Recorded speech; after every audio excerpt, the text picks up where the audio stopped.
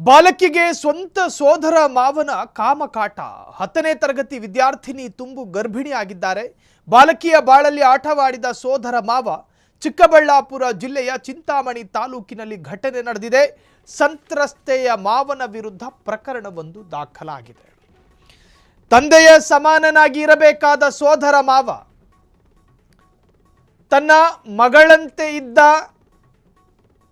ಬಾಲಕಿಯ ಮೇಲೆ ತನ್ನ ಕಾಮತೃಷೆಯನ್ನು ತೀರಿಸಿಕೊಂಡಿದ್ದಾನೆ. ಚಿಕ್ಕಬಳ್ಳಾಪುರ ಜಿಲ್ಲೆಯ ಚಿಂತಾಮಣಿ ತಾಲೂಕಿನಲ್ಲಿ ಈ ಅಸಹ್ಯ ಘಟನೆ ನಡೆದಿದೆ. ಸಂತ್ರಸ್ತೆಯ ಮಾವನ ವಿರುದ್ಧ ಈಗಾಗಲೇ ಪ್ರಕರಣ ದಾಖಲಾಗಿದೆ. ಸೋದರ ಮಾವನ ವಿರುದ್ಧ ಕೆಂಚಾರ್ಲಹಳ್ಳಿಯಲ್ಲಿ ಎಫ್ಐಆರ್ ಕೂಡ ದಾಖಲಾಗಿದೆ. ಶಾಲಾ ಪ್ರಾಂಶುಪಾಲರು ಮತ್ತು ಹಾಸ್ಟೆಲ್ ವಾರ್ಡನ್ ಅವರನ್ನು ಅಮಾನತು ಮಾಡಿದ್ದಾರೆ. ಅಮಾನತು ಆದೇಶ ಹೊರಡಿಸಿ ಕಾರ್ಯನಿರ್ವಾಹಕ ನಿರ್ದೇಶಕ PS ಕಾಂತರಾಜು, ಆದರೆ ಅಲ್ಲಿ ಹಾಸ್ಟೆಲ್ ವಾರ್ಡನ್ ಆಗಿದ್ರು, ಕರ್ತವ್ಯ ಲೋಪ ಹಿನ್ನೆಲೆ ಅಮಾನತು ಆದೇಶ. ಸರಿದಾರಿಗೆ ತರಬೇಕಾಗಿದ್ದವನು ತಂದೆಯ ಸ್ಥಾನಕ್ಕೆ ಒಂದು ವೇಳೆ ಮತ್ತೊಬ್ಬ ಬರ್ತಾನೆ ಅನ್ನೋದಾದರೆ ಅದ್ರ ಸೋದರ ಮಾವ. ಮಗಳೇ ಅನ್ಕೊಂಡು ಭುಜಕ್ಕೆ ಕೈ ಹಾಕುತ್ತಿದ್ದಂತೆ ರಾಸ್ಕಲ್. ಮಗಳೇ ಅನ್ಕೊಂಡು ಆಕೆಯ ಬಾಳನ್ನೇ ಹಾಳು ಮಾಡಿಬಿಟ್ಟ ಸೋದರ ಮಾವ.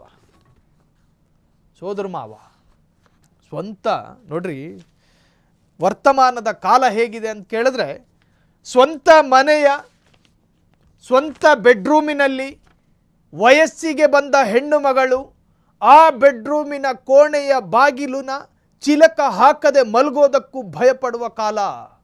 ಇನ್ನು ಆ ಬೆಡ್ರೂಮ್ ಪಕ್ಕದಲ್ಲಿರುವವರು ಯಾರು ಅನ್ಯ ಪುರುಷರಲ್ಲ.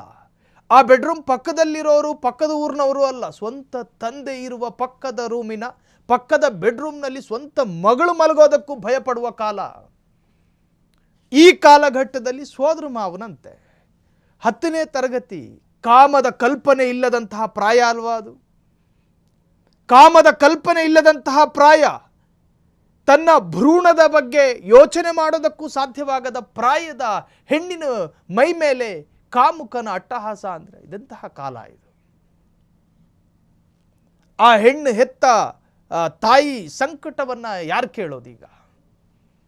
ವಯಸ್ಸಿಗೆ ಬಂದ ಹೆಣ್ಣುಮಗಳು, ಭುಜದೆತ್ತರಕ್ಕೆ ಬೆಳೆದಿದ್ದ ಹೆಣ್ಣು ಮಗಳನ್ನು ಕೆಡಿಸ್ತಾನೆ ಈ ಕಾಮರೋಗಿ ಅಂದರೆ ನಿಜಕ್ಕೂ ಕೂಡ ಅತ್ಯಂತ ವಿಪರ್ಯಾಸ ಇದು.